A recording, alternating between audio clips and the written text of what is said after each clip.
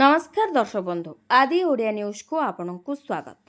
दर्शक बंधु आज भिडियो रे सुभद्रा योजना को नहीं आमे आलोचना करबा किछि गुरुत्वपूर्ण तथ्य कारण वर्तमान सुभद्रा योजना को नहीं एक बड़ अपडेट सामना को आसीसी। विशेषकर अपेक्षा रे थिबा महिला हिताधिकारी माने पंचम किस्तीर 5,000 टंका केबे पाइबे, केते जन को टंका मिलिबो, केउमानक नाम एथर तालिका रे रहिछि एवं टंका आसीबा पूर्वरु केउ कथा गुडी को ऊपर ध्यान देबा दरकार। आज एई सब विषय रे आमे आलोचना करबा। तेबे भिडियोटी को शेष पर्यंत निश्चित देखंतु। भिडियोटी भलो लागिले लाइक करिवे, कमेंट करिवे एवं भिडियो को बहु मात्रा रे शेयर करिवे। चैनल रे नुआ थिले चैनल को सब्सक्राइब करी पाखरे थिबा बेल आइकन को प्रेस करिवे। एथि सहित भिडियो को शेष पर्यंत देखिला परे आमे आपन को जणाइबु पंचम किस्ती पई काहार टंका अटकी पारे एवं निजर स्टेटस किपरि जांच करिवे। एबे चलंतु आरंभ करबा आजर संपूर्ण खबर। प्रथमे सबठारु बड़ खबर।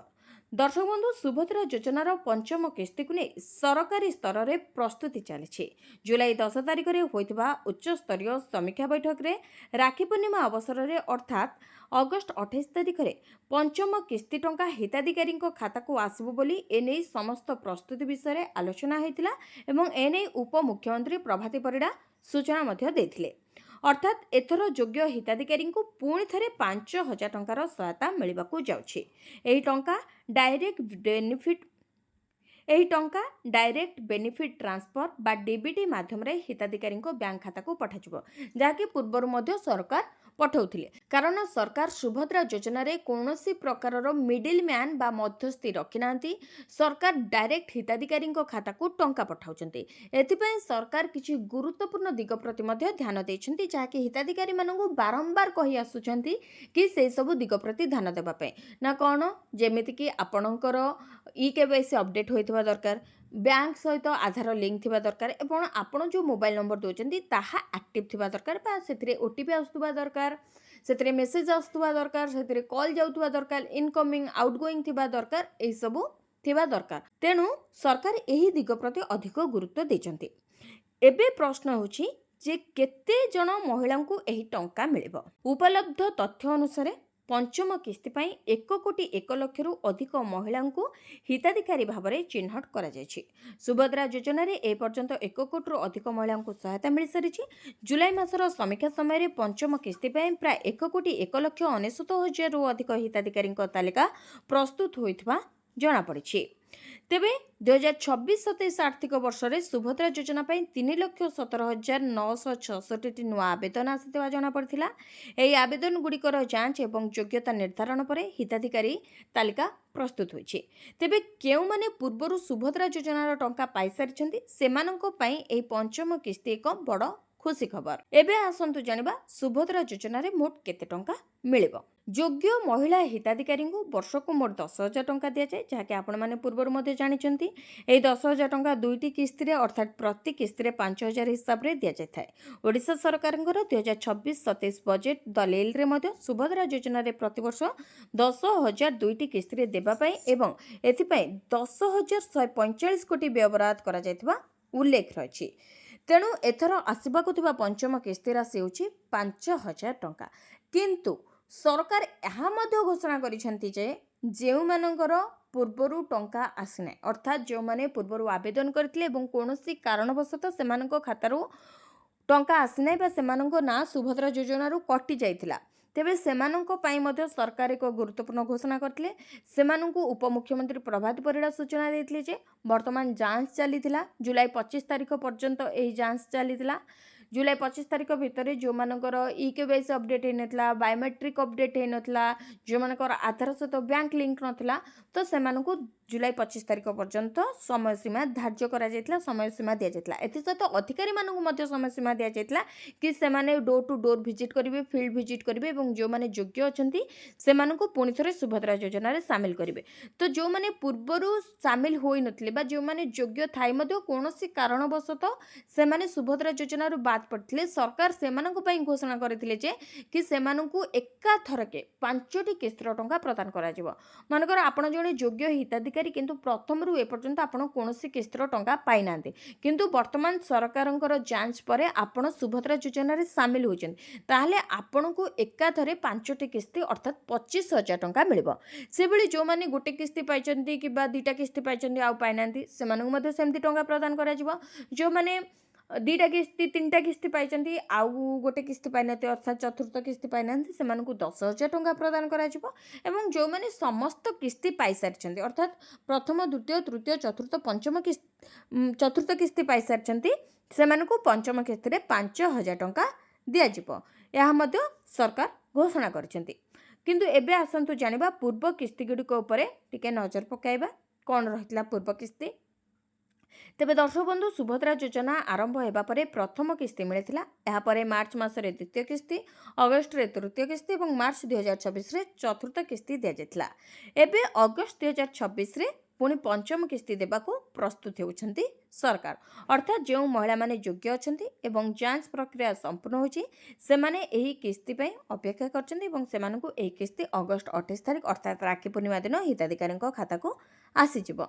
वर्तमान आसंतु जानिबा टंका आसीबा पूर्वरु केउ काम गुडी को ऊपर आपण ध्यान देबा दरकार। जदि आपणको खाताको टंका आसुनी, आपण जणे योग्य हिताधिकारी किंतु कोनोसी भी कारण पय आपणको खाताको टंका आसुनी, ताले कोन सेटा रहिछि आपण खाता को कहीं टंका आसुनी आमे से विषय आपण सहित आलोचना करिबा। आपन जणाइबो कि कौन भूल रोची जोथि आपण खाता को टंका आसुनी। प्रथम कथा होची बैंक खाता। मु जाके टिके पूर्वरु कहूतिली ना कौन हिताधिकारी बैंक खाता ठीक थिबा दरकार एवं डीबीटी माध्यम रे टंका पाइबारे कोनोसी समस्या नथिबा आवश्यक। अर्थात जदि आपणकर बैंक रो सब किछि डॉक्यूमेंट ठीक अछि, आपणकर आईएफसी कोड आपण जेतले आवेदन करचंती बैंक विवरणी ठीक से देचंती, आईएफसी कोड देचंती, आधार सहित बैंक लिंक अछि, ईकेवाईसी अपडेट अछि एवं डीबीटी सक्रिय अछि, ताहले आपण खाता को टंका आसबारे कोनोसी असुविधा हेबो नाही। सेपरि द्वितीय कथा होची आधार सहित बैंक लिंक एवं एनपीसीआई मैपिंग संबंधी स्थिति। तेबे जदि आपणकर ए सब ठीक अछि ताहले मध्य टंका आसीबार कोनोसी असुविधा बने। जुलाई मासरे सरकारी प्रस्तुति बैठक रे DBT, eKYC, field verification, NPCI mapping एवं बैंक अकाउंट लिंकिंग भली विषय गुड़िक उपरे समीक्षा करा जायतिला। तेणु आपणको खातारे ए सब प्रक्रिया ठीक अछि कि नै ताहा निश्चित जांच करंतु एवं टंका आसीबा पूर्वरु ए सब को आपण चेक कर दियंतु। जदि भी कोनोसी त्रुटि थिबो ताहले ताको वेरीफाई करंतु, से त्रुटि सुधारंतु, पुणी थरे आवेदन करंतु। अर्थात जा फल रे आपणको परवर्ती समय रे टंका सहजरे मिल परबो। जदि आपण ए सब जांच करूनांती ताहले आपण योग्य हिताधिकारी होइतले मध्य आपणको खाता को टंका आसीबारे विलंब होई पारे किबा टंका आसी मध्य न पारे। कारण अनेक समय कमेंट आसुची कि मोर प्रथम किस्ती आसला, द्वितीय किस्ती परठू आउ कहीं आसुनी, मोर दुईटा किस्ती आसला परठू आउ कहीं पैसा आसुनी। तो आपण जांच करंतु, आपण बैंक जातु, बैंक रे कौन समस्या अच्छी ताकू देखंतु, आपण बैंक खाता ठीक अच्छी कि नहीं देखंतु, डीबीटी एक्टिव अच्छी कि नहीं देखंतु, ईकेवाईसी अपडेट होईची कि नहीं ता मध्ये पचारि बुझंतु। एथि सहित आपणकर बैंक सहित आधार लिंक अच्छी कि नहीं से सब को मध्ये समीक्षा करंतु। एनपीसीआई मैपिंग ताहा ठीक अच्छी कि नहीं ताकू मध्ये आपण जांच करंतु। एथि सहित बैंक अकाउंट लिंक अच्छी कि नहीं ता मध्ये जांच कला पर ही आपण आपणकर समस्या विषय रे जानि परिबे एवं को कारण पय आपण खाता को टंका आसुनी ता मध्ये आपण अति सहज रे जानि परिबे। तेपरि तृतीय कथा होची ईकेवाईसी। जदि कोनोसी हिताधिकारी ईकेवाईसी किंबा बायोमेट्रिक ऑथेंटिकेशन भली प्रक्रिया बाकी रहिछि तेबे ताहा संपूर्ण करबा जरूरी। सरकारी समीक्षा रे एही प्रकारर पेंडिंग वेरिफिकेशन उपर मध्ये गुरुत्व दिया जायतिला। दर्शक बंधु एबे आसंतु जानिबा जो मानकर आवेदन एबे भी पेंडिंग किंबा वेरिफिकेशन रे अछि से माने कौन करिवे बा सेमानकर कौन हेबो। यह एक गुरुत्वपूर्ण प्रश्न। सरकार पंचम किस्ती पूर्वरु पेंडिंग एप्लिकेशन एवं फील्ड वेरिफिकेशन शेष करबा उपरे गुरुत्व देथिले। तेनु केवल पेंडिंग देखाउछि बोली टंका मिलिबो नाही एमिति निश्चित भाव में कुहा जाई परिबो नाही। आपणकर आवेदन जांच एवं योग्यता स्थिति उपरे यह निर्भर करिबो। या सहित आउ एक कथा मध्ये मने रखंतु, सोशल मीडिया रे ସୁଭଦ୍ରା ଯୋଜନାକୁ ନେଇ ବିଭିନ୍ନ ଦାବି ଆସୁଛି। କାହାର ଟଙ୍କା ବଢ଼ିଗଲା, କାହାକୁ ଅତିରିକ୍ତ 5,000 ଟଙ୍କା ମିଳିବ, କାହାକୁ 10,000 ଟଙ୍କା ଏକାଥରେ ମିଳିବ ଇତ୍ୟାଦି ଅନେକ ପ୍ରକାରର ଖବର ଆସୁଛି। ଏହି ଖବରକୁ ନେଇ ସତର୍କ ରୁହନ୍ତୁ, କାରଣ ଏଇଭଳି ଖବର ସାଇବର କ୍ରାଇମ୍ ମାନେ ମଧ୍ୟ ସାଇବର ଯେଉଁମାନେ ଠକେଇ କରୁଛନ୍ତି, ସାଇବର କ୍ରାଇମ୍ ଯେଉଁମାନେ କରୁଛନ୍ତି ସେମାନେ ମଧ୍ୟ ଏଇଭଳି ଖବର ଦେଉଛନ୍ତି। ତେଣୁ ଏଥିପ୍ରତି ଆପଣ ସତର୍କ ରହିବା ନିହାତି ଜରୁରୀ। ତେବେ ଦର୍ଶକ ବନ୍ଧୁ, ବର୍ତ୍ତମାନର ଉପଲବ୍ଧ ଅଧିକୃତ ତଥ୍ୟ ଅନୁସାରେ ସୁଭଦ୍ରା ଯୋଜନାର ନିୟମିତ ବାର୍ଷିକ ସହାୟତା 10,000, ଏହା 2ଟି କିସ୍ତି 5,000 କିସ୍ତିରେ ଦିଆଯାଏ। ତେଣୁ ପଞ୍ଚମ କିସ୍ତି ପାଇଁ 5,000କୁ ହିଁ ମୁଖ୍ୟ ରାଶି ଭାବରେ ଧରନ୍ତୁ। ଏଥିସହିତ ଯେଉଁମାନେ ପୂର୍ବରୁ ଟଙ୍କା ପାଇନାହାନ୍ତି ଏବଂ ଯୋଗ୍ୟ ହିତାଧିକାରୀ ହୋଇଛନ୍ତି ଏବଂ ଯାହାକୁ ବର୍ତ୍ତମାନ ସରକାର ସାମିଲ କରିଛନ୍ତି ସୁଭଦ୍ରା ଯୋଜନାରେ ଗଣନା ପରେ ବା ଯାଞ୍ଚ ପରେ ଯେଉଁମାନଙ୍କୁ ସାମିଲ କରାଯାଇଛି ସେମାନଙ୍କୁ ସେମାନଙ୍କର ପେଣ୍ଡିଂ ଟଙ୍କା ହିସାବରେ ଟଙ୍କା ପ୍ରଦାନ କରାଯିବ। କାହାକୁ 25,000 ଟଙ୍କା ପ୍ରଦାନ କରାଯାଇପାରେ, କାହାକୁ 15,000 ଟଙ୍କା ପ୍ରଦାନ କରାଯାଇପାରେ, କାହାକୁ 10,000 ଟଙ୍କା ପ୍ରଦାନ କରାଯାଇପାରେ କିମ୍ବା କାହାକୁ 5,000 ଟଙ୍କା ମଧ୍ୟ ପ୍ରଦାନ କରାଯାଇପାରେ। ତେଣୁ ମୁଖ୍ୟତଃ 5,000 ଟଙ୍କା ହିଁ ମୁଖ୍ୟ ରାଶି ବୋଲି ଆପଣ ଧରନ୍ତୁ, କାରଣ ପ୍ରାୟତଃ 5,000 ଟଙ୍କା ହିତାଧିକାରୀଙ୍କ ଖାତାକୁ ଆସିବ ଏବଂ ଯେଉଁମାନେ ପୂର୍ବରୁ ପାଇନାହାନ୍ତି ସେମାନଙ୍କ ଖାତାକୁ ଅଧିକ ଟଙ୍କା ଆସିପାରେ।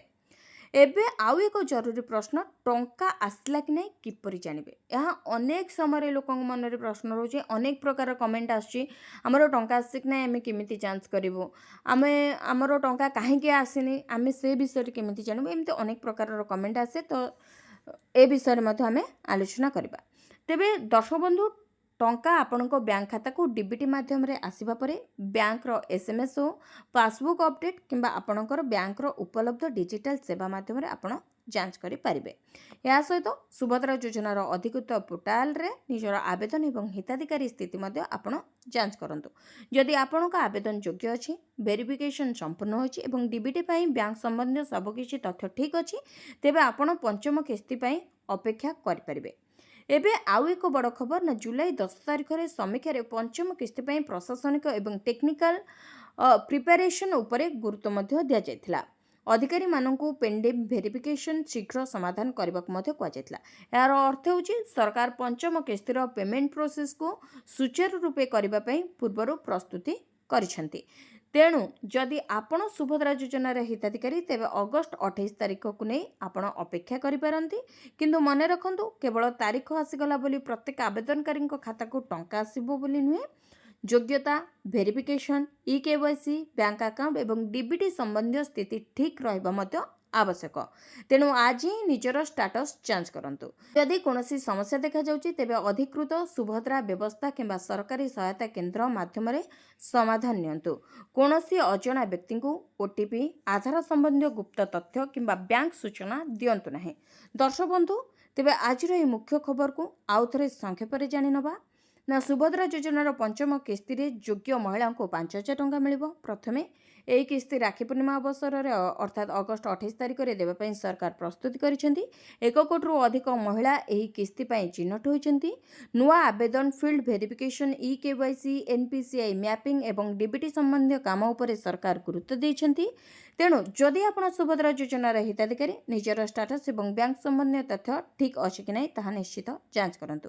ଏହି ଅପଡେଟ୍ ଯଦି ଆପଣଙ୍କ ପାଇଁ ଉପକାରୀ ହୋଇଥାଏ, ତେବେ ଭିଡ଼ିଓକୁ ଲାଇକ୍ କରନ୍ତୁ ଏବଂ ଆପଣଙ୍କ ପରିଚିତ ସୁଭଦ୍ରା ଯୋଜନା ହିତାଧିକାରୀ ମହିଳାଙ୍କ ପାଖକୁ ଏହି ଖବରଟି ସେୟାର କରନ୍ତୁ। ଏହିଭଳି ସରକାରୀ ଯୋଜନା ଏବଂ ଓଡ଼ିଶାର ନୂଆ ଅପଡେଟ୍ ପାଇଁ ଆମ ଚ୍ୟାନେଲକୁ ସବସ୍କ୍ରାଇବ୍ କରି ପାଖରେ ଥିବା ବେଲ୍ ଆଇକନ୍କୁ ପ୍ରେସ୍ କରନ୍ତୁ।